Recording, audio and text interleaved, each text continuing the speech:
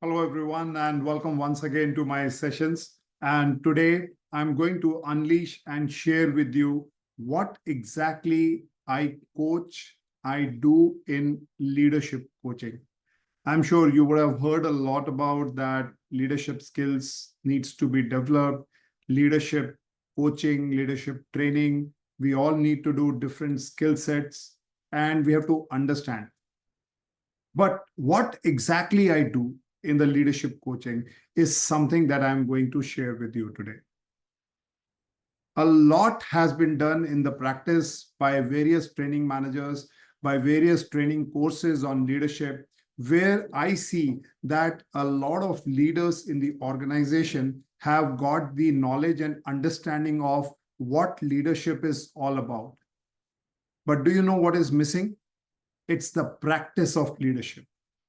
And this is what I coach when it comes to practicing leadership with respect to the right and relevant leadership behaviors, which are relevant with respect to your productivity, your way of dealing with people, your way of dealing and handling the situations which demands immediate action, which are in crisis. So in this video, you will learn some of the most prominent and most worked upon leadership behaviors on which I coach senior and very senior leaders in the industry. Now, from where do I get this? That which behavior or which are the relevant behavior that a particular leader has to work upon? So it's very simple. When I begin my coaching, I speak to the respective leader and I normally ask them that what are the areas that they really want to work upon? What are the areas that they really want to develop so that they can become even a more stronger, more powerful leader in the respective domain? And then the leader will state some of the behaviors that say they want to build up their communication skills, they want to work on how to lead a team, and various other factors. So that is one set of information that I get from the respective leader, what they really want to work upon. Now I move to the second set. Now this second set is basically we ask the leader to identify some of their stakeholders. They could be their teammates, they could be their peers, as well as their immediate manager. Or you can say where the leader interacts more frequently, because they are the one who are deciding how the leader is behaving in a given situation. So what do? We make a list of all these stakeholders and I do a 360-degree survey feedback for a given leader.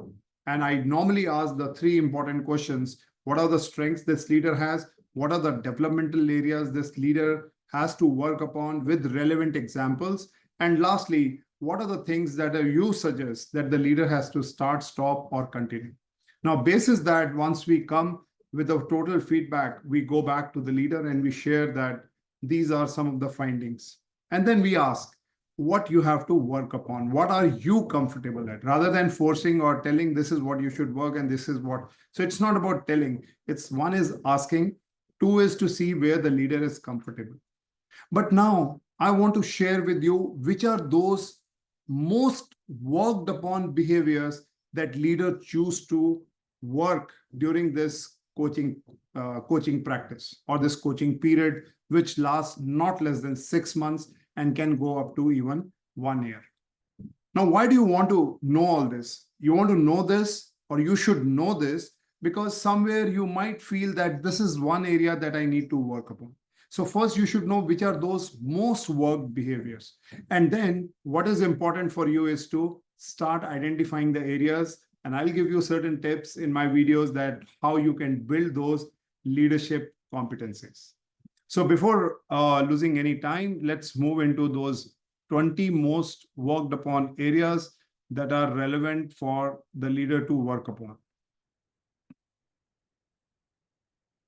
Okay, great. So now the details are available. Let's go one by one and I'll tell you which are those behaviors which are the most worked upon behaviors by the leader across the globe. When I say across the globe means somebody is in US, Europe, Asia, India, or anywhere in this world, they are working on this irrespective of any industry.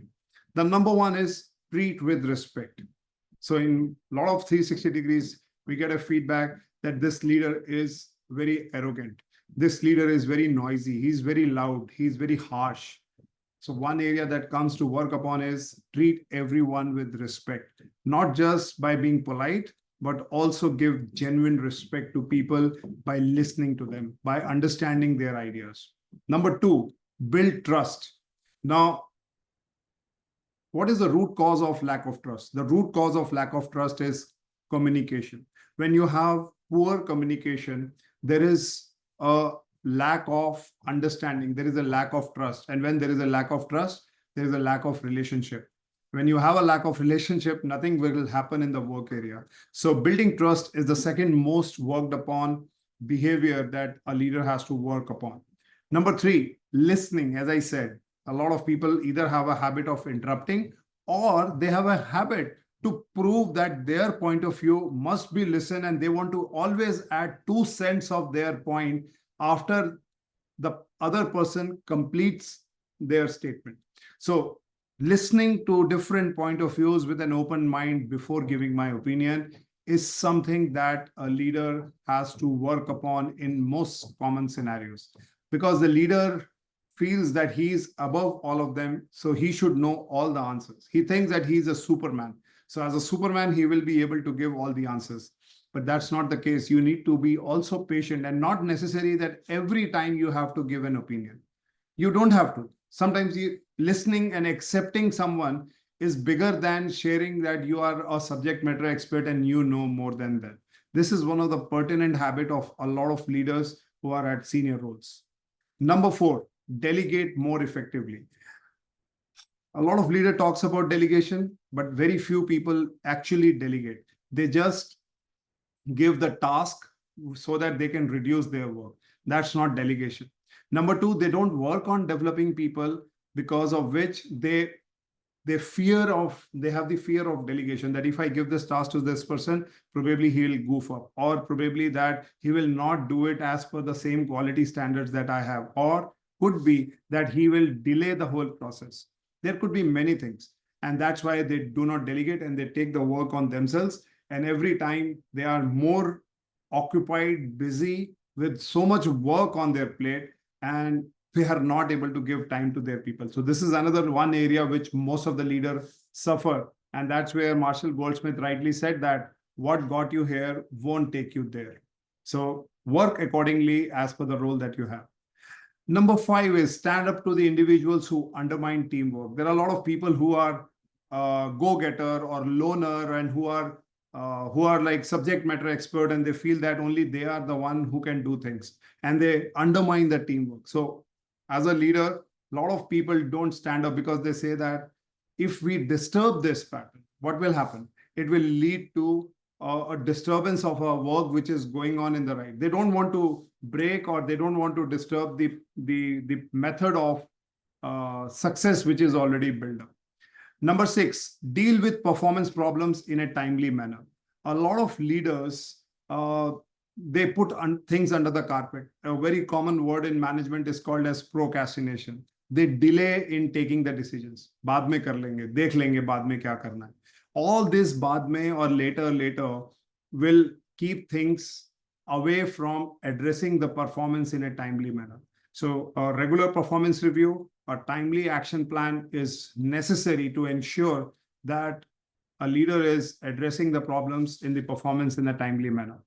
Next is develop executive presence. Now, when I say executive presence, it simply doesn't mean that how do you wear clothes, how do you buy a jacket that you wear, or a watch that you wear, and what kind of shoes. No, that's not executive presence. Of course, you need to be well hygienic, groomed up well in an organization presence, but more importantly, how you are shaping up your communication skills, how you are respecting individual, how you are listening to them properly, how you are giving them an environment that they can fail and they can still prosper and learn from their mistake. That is where your presence in the office or in the work environment is, it's in this direction, it shows that you have the executive presence. Next is address conflict constructively and timely. Like as I said, performance problems in a timely manner. Likewise, addressing conflicts is another area where a lot of leaders avoid or delay because they feel that why do I need to get into this? Let it happen on its own, or my boss will solve this problem, or their boss, or and being a leader, you might think that people around you can solve this problem. But having said this, when I say address conflict constructively and timely, it is also an important parameter of your emotional intelligence strength. That how do you connect with people? How do you give them feedback and feed forward to work upon in a timely manner? A lot of people feel that, if there is a performance issue, I will address it later on because I do not want to disturb right now that person. The person may feel offended because you don't have that emotional connect. You are highly dependent on that person. So for example, if a person who is highly successful but he is arrogant, you don't want to disturb him because you will realize that if this person becomes unhappy with you, the performance may go down, or he may leave the organization and they don't give the feedback. So address conflict constructively and in a timely manner. Number 9, collaborate with others. We all know that currently all organizations are undergoing minimized workforce. That means there are a lot of hierarchies which are cross-functional, which are cross-border, and then there are less hierarchies in the system. That means there are a lot of people from where your business is dependent. It can, if you are in sales, then it is marketing, then it is supply chain, then it is finance, then it is customer support, and many other factors. So how do you collaborate? How do you see that you take people together in a constructive way so that you get the best out of them? So a lot of people do not believe in collaboration. They go by, this is my way is highway. And if others have to adjust with me, only then I will be able to do work. But I don't want to adjust with others. This is another common problem that a lot of leaders face. So they lack networking skills. To bring the collaboration, you need to build the networking skills. Number 10, develop and link team strategy to business strategy. So any work that you do has to be always linked with the overall vision of the organization. Let me give you a classic example. One of the manager in the supply chain was a highly process-oriented guy, very highly process-oriented. Now in the month end, when the billing is to be done, so there is a time given, let's say at 5 p.m. the billing will close. And then around 4:30, 5 o'clock, a manager runs from the field and says that, can you allow us for another 2 hours because the check is not available. Now the person is arranging the funds so that this order can be billed. And this says, no, I cannot. I will go only by the policy. Now, is your team strategy linked with business strategy? Now, you may counter by saying that this person is right, because if he has been told at 5 p.m. he has to close, then he has to close. Otherwise, everybody will keep coming. Now, if this problem is pertinent that every month this person does like this, then definitely that's not the right practice. But if it is one of the case, then you have to look at that. If you do not build this order today, how you are going to achieve your business goals. So some flexibility and networking skills would be important to ensure that the business is successful. Next is stand up for what I believe in. I've seen a lot of yes man and yes sir culture. Your boss says something and you just align, yes sir, it will be done. And in spite of heart, it won't be done, but they just say yes.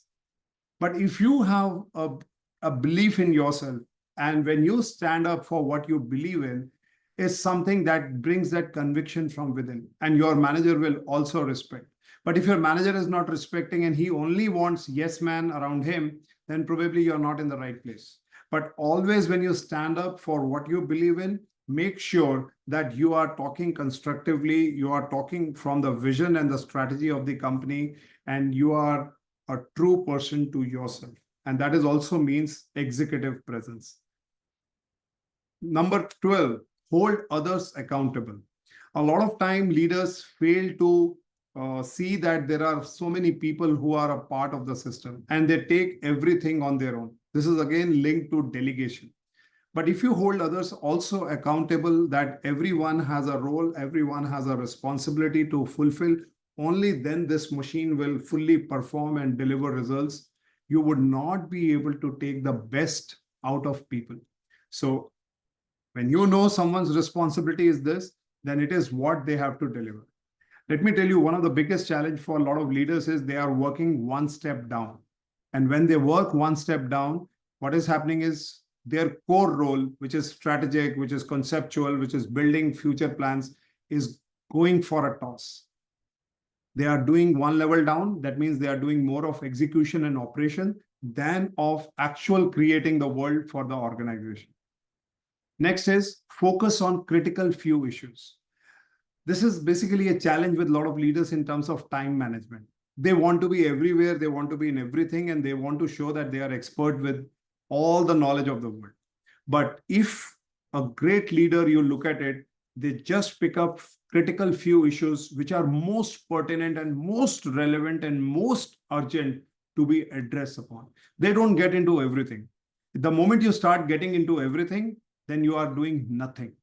And that's where, when I take the 360-degree feedback, people say that he's unorganized. He's trying to do everything.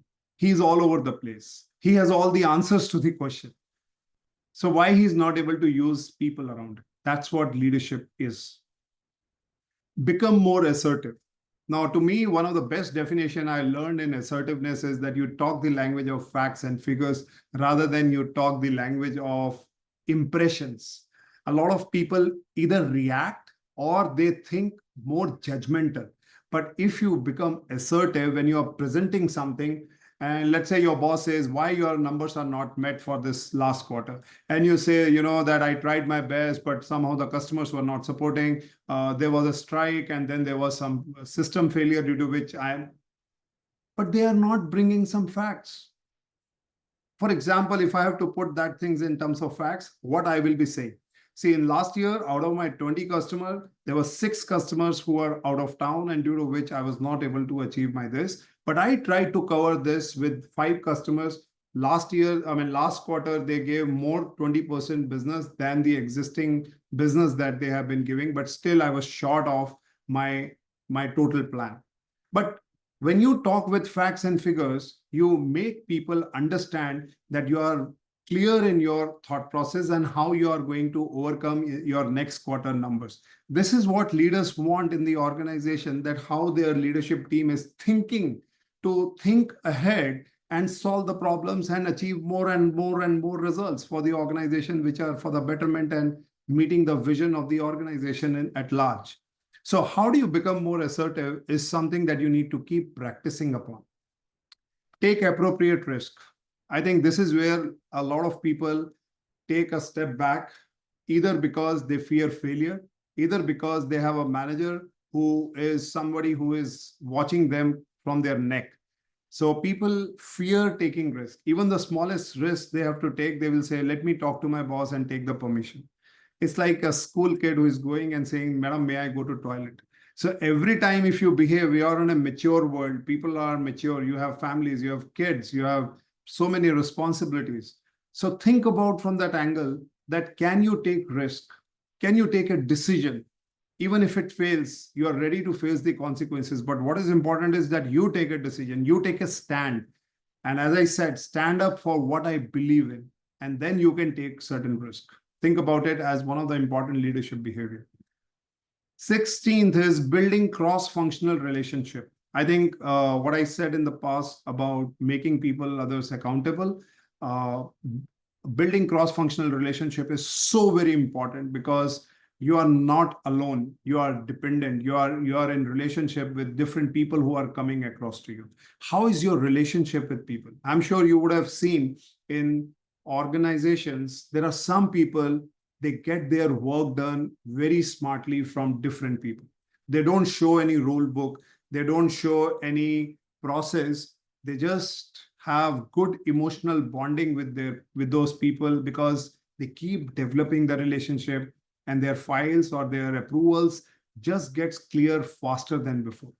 And that is what is a skill every leader has to really develop. Next is to become a better coach and a mentor. Without saying, this is the core part of a leader. How do you coach people? How do you mentor people? That means you don't micromanage people.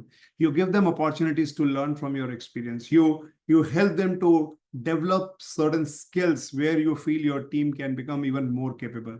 Because if you are able to become a better coach and a mentor, it means you are making somebody capable in your team to whom later you can delegate.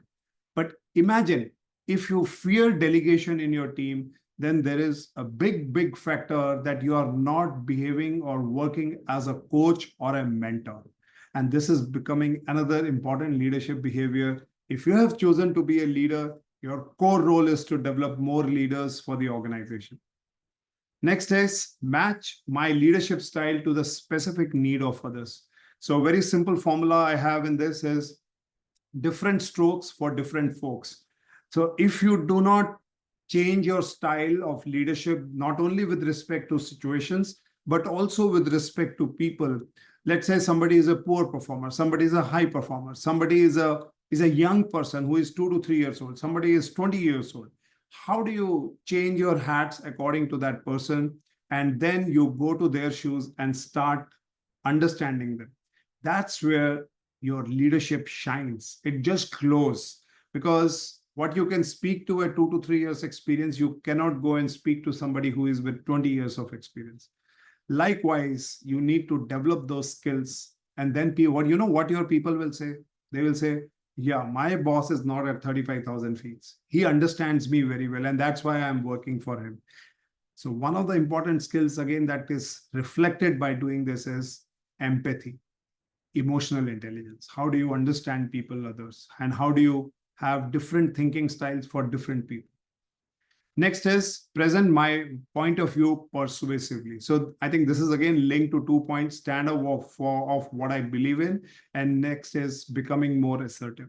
So how you give your point of view persuasively, you persuade people, you give them a story, you give them a vision that if we do this, this is what it is going to happen, how the future is changing. So you bring a lot of pictures in the future with respect to some references, some data points, with some graphs, with some trends which are happening, and some assumptions that you make. A lot of senior leaders have got this ability very strong, and due to which they are able to make their business plans very effectively. So learn how to present your point of view persuasively. And last but not the least is become more decisive. As I said, procrastination, people don't decide. They just keep things under the carpet. So the best way to learn and develop this skill is to take more decisions, take faster decisions. And then it's not in your hand whether the decision is right or wrong, but what is in your hand is to take a decision, but don't sit on it. One is you're delaying the things as per the actions that is likely to take place. Number two, you are also giving an impression that you are not in sync with the organizational pace. And that's what a lot of your subordinates will definitely be creeping upon, that boss is not giving a very clarity in his thought what he really wants to do. Because in the meeting, he says we need to do this, but once he goes back and he says, no, we cannot do this. So being decisive is something that brings authenticity to your model. Well, anyways, I'm sure this would have given you a good insight about what I coach people upon. So I coach people upon these parameters. I give them a full clarity about what are the areas that they need to work on. And the role of my coach is to help the leader to take step-by-step approach, because shifting or changing a behavior is not easy. You take 2 steps ahead and 1 step back. So what is important now? It is that how you first of all identify which is the area that you need to work on. And the key is don't take more than one, or a minimum 1 or a maximum 2 areas that you want to work on. And that's how slowly and steadily you start shaping up on those areas. So I hope this video is really helping you as a leader. If you are really in your leadership journey, write me back if you need to learn more on arun.thupral@hcnconnect.in, and I'll be happy to respond back to you. Thanks a lot. Thanks for watching me.